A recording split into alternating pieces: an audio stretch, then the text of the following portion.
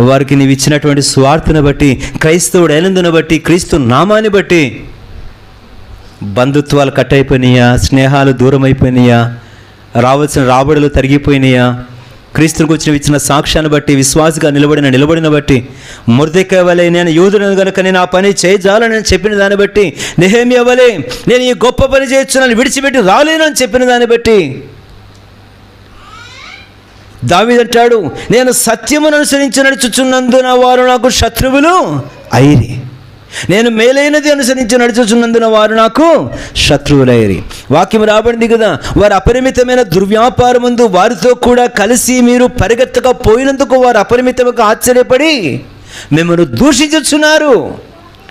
పేతురు రాసిన పత్రిక రండి చదువుదాం. What type of sufferings you are facing? ఏ రకమైన శ్రమలను ఎదుర్కొంటున్నావు?